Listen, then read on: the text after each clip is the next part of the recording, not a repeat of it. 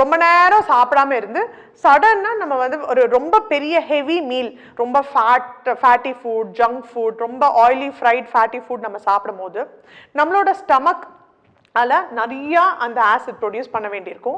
அந்த ஆசிட் ரொம்ப எக்கச்சக்கமாக ப்ரொடியூஸ் ஆகும்போது என்ன ஆகும், வயிறு லைனிங் ஃபஸ்ட்டு புண்ணாகும், அதாவது கேஸ்ட்ரைட்டிஸ் வரும். அதுவே ரொம்ப மாதத்துக்கும் ரொம்ப வருஷத்துக்கும் அதே மாதிரி நம்ம வந்து மிஸ்யூஸ் பண்ணிட்டு இருந்தோம் அப்படின்னா மேலே அது ரீஃப்ளெக்ஸாக வரும். அந்த ரீஃப்ளெக்ஸாக வர்றது வந்து ஆப்வியஸ்லி அந்த ஃபுட் பைப்பை தான் அரிக்கும் இல்லையா? அந்த ஃபுட் பைப்போட இன்ஃப்ளமேஷன் பேர் தான் ஈசோஃபஜைட்டிஸ் அப்படின்னு சொல்லுவோம். ஐட்டிஸ்னாலே இன்ஃப்ளமேஷன். ஸோ ஈசோஃபெகஸ் இன்ஃப்ளமேஷன் ஆகுறதுனால ஈசோஃபஜைட்டிஸ் அப்படின்னு சொல்லுவோம். அண்ட் அதையும் தாண்டி ரொம்ப நாள் எக்ஸ்போஸ் ஆகி அந்த ஆசிட் வந்து அதோட லோ லெவல், கம்மியாக இருக்க வேண்டிய ஆசிட் நம்ம ரொம்ப பாடியை மிஸ்யூஸ் பண்ணி நிறைய லெவல் மேலே ஆக ஆக அந்த ஆசிட் நம்ம அந்த ஸ்பிங்டரை ஓப்பன் பண்ணி விட்டுரும்.